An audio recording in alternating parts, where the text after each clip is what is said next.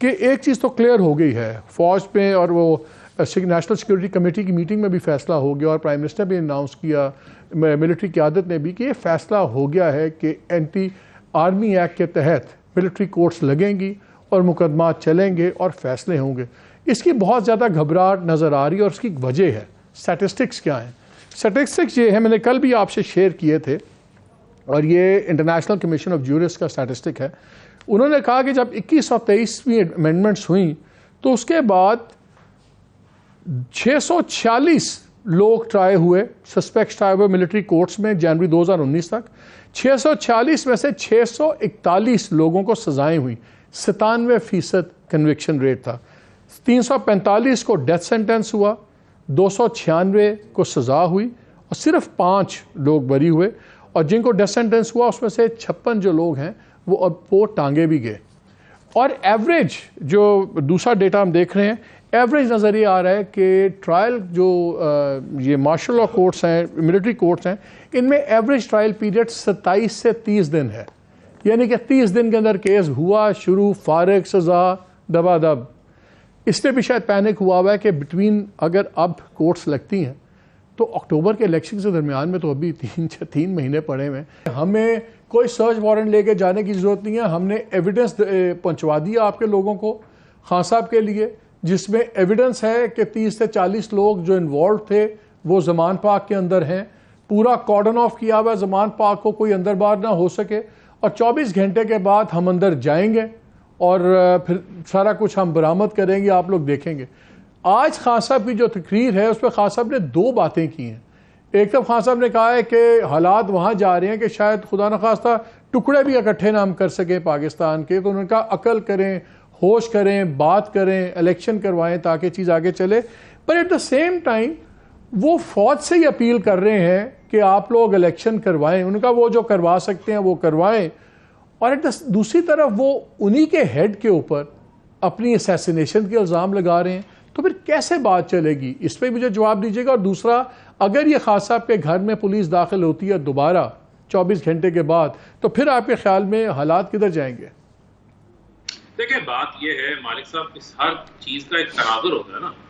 آپ یہ دیکھیں کہ آج عمران خان کو یہ ایک دہشت گرد بنا کے پیش کر رہے ہیں، آج یہ عمران خان کو یہ بنا کے پیش کر رہے ہیں کہ عمران خان جو ہے وہ اپنی فوج کے خلاف۔ معاملہ یہ ہے کہ پلے ان کے اپنے کچھ نہیں ہے۔ اب مجھے آپ یہ بتائیں کہ عمران خان جو ہے وہ ڈگی والے وزیر اعظم سے بات کریں، جو کہ ڈگی میں بیٹھ کے وزیر اعظم بنے تھے، جو کہ ساور مٹھو کی بیٹھکوں سے میٹنگیں ہوتی ملک احمد یار خان صاحب میرے بھائی بیٹھے ہیں، انہی کے وساطت سے جو ہے وہ وزیر اعظم بن گئے، اور اب ان کے ساتھ بات کر لیں۔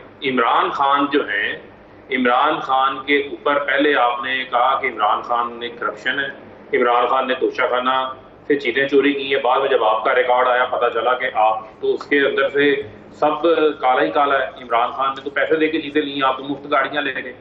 پھر آپ نے عمران خان کے اوپر قاتلانہ حملہ کروایا، ہماری FIR درج نہیں کروائی۔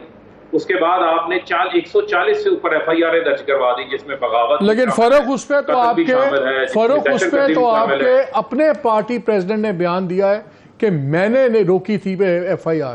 آپ کے پارٹی پریزیڈنٹ پرویز الہی صاحب نے کہا ہے۔ مالک صاحب کون کتنا روک سکتا ہے؟ آپ کی بہت زیادہ سیاسی، آپ کا صحافتی تجربہ ہے، تو میں اس بات پہ وقت ضائع نہیں کرنا چاہتا۔ جو روک سکتے ہیں ان کی طاقت آپ کو معلوم ہے۔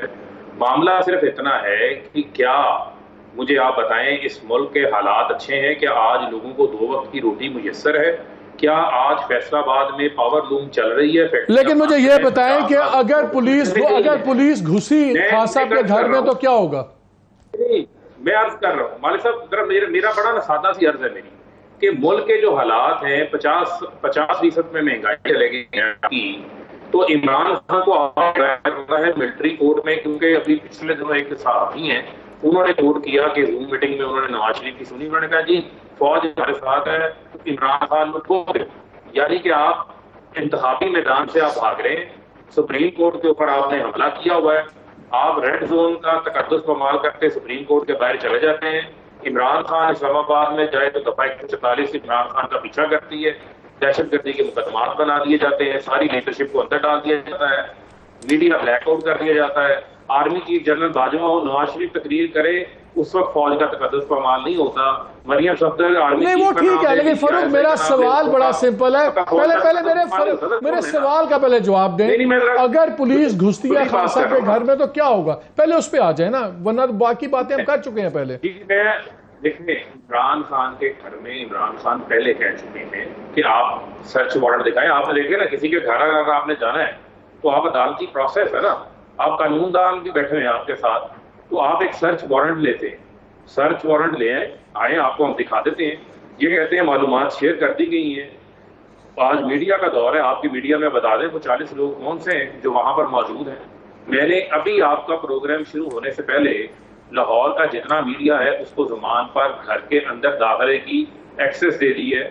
وہ اپنے کیمروں کے ساتھ وہاں پر موجود ہیں اور ایک ایک کونے کا جا کے خود فوٹیج بنا رہے ہیں، کیونکہ ہمیں ان کی پرانی وارداتوں کا پتہ ہے کہ جب یہ فورس کے ساتھ آئیں گے اور بغیر جو ہے وہ تمام راستے بند کر کے لوگوں کو گرفتار کر کے آئیں گے تو ان کا کیا ہے، راستے میں جس کو مرضی ساتھ لیں اور کہیں. اچھا ایک چیز اور بتائیں، پہلے خان صاحب نے کہا کہ 40 لوگ مارے گئے، آج انہوں نے کہا 25 مارے گئے. میں نے کل سوال خواجہ آصف سے کہا تو ان کا بھی جواب وہی تھا جو بھی ملک صاحب نے کہا. ملک صاحب نے کہا اگر 25 لوگ مارے گئے ہیں تو ہمیں ان کے نام بتائیں کہاں ان کے جنازے ہوئے. آپ لوگ تو بقول ان کے ہر چیز ویڈیوز بنتی ہیں سوشل میڈیا، اور 700 لوگ جو گولیاں جن کو لگی ہیں ان کے کوئی نام پتے کون سے ہاسپٹل وہ ڈیٹیلز ہیں آپ کے پاس؟ ہاں بہت اچھا مالک صاحب سوال انہوں نے کیا. مجھے آپ یہ بتائیں کہ جو 25 لوگ شہید ہوئے ہیں کیا ایک بار بھی کسی ٹی وی چینل کے اوپر ان کا نام چلنے دیا؟ 17 لوگ تو فیصل آباد کے اندر زخمی ہیں، 13 لوگ تو ایک جگہ گولیاں لگ کے زخمی ہوئے، 4 لوگ. فاروق ڈیٹیلز آپ شیئر سوشل میڈیا پہ کیوں نہیں ڈالتے تاکہ ہم لوگ کنفرم کر سکیں؟ ہمارے پاس ڈیٹیلز ہیں، میں آپ کو شو کے بعد شیئر کر دیتا ہوں. ٹھیک ہے، آپ اپنے چینل کے گھروں کی فوٹیجز ان کی چلائیں گے، ان کے والدین کے تاثرات بھی جو ہے وہ اسی طرح چلائیں گے. کہ جو لوگ ذمہ دار ہیں بھلے پکڑیں جو مرضی کریں، لیکن کچھ جرنلسٹ اٹھائے گئے، پھر عمران ریاض خان وہ بھی اٹھائے گئے، پھر وہ اب مسنگ ہے. اگر کسی پہ کوئی کیس بنتا ہے چاہے وہ جرنلسٹ ہو چاہے کوئی بھی آدمی ہو، آپ بالکل اریسٹ کریں، آپ بالکل ان کو عدالتوں میں پیش کریں. یہ مسنگ پرسنز والا سلسلہ نہیں ہونا چاہیے. جسٹ بیکاز اگر ایک جرنلسٹ کے بڑے کلیئرلی ایک پولیٹیکل پارٹی کے حق میں ویوز ہیں اور عمران کے بالکل ہیں، لیکن یہ وجہ کسی کے اریسٹ یا غائب ہونے کی نہیں ہے. اگر تو وہ کسی ایسی ایکٹیویٹی میں انوالوڈ ہیں تو چلیں اس پہ دلیل دیں، اس پہ مقدمہ کریں، لیکن آئی ہوپ یہ ٹرینڈ رکنا چاہیے. دوسرا، خواتین کے ساتھ جو بھی انسیڈنٹس ہوئے ہیں، آئی ایم گلیڈ کہ ملک صاحب نے بڑا اسٹرانگلی کنڈیم کیا ہے، لیکن اس کے رسپانسبل لوگوں کے خلاف بھی ایکشن ہونا چاہیے. اور اینڈ وی ہوپ کہ دونوں سائیڈز آپس میں بات کریں گی، بیکاز یہ لگ یہ رہا ہے کہ ہم ایک بہت بڑے تصادم کی طرف جا رہے ہیں. کیا پاکستان کا اس کو متحمل ہو سکتا ہے؟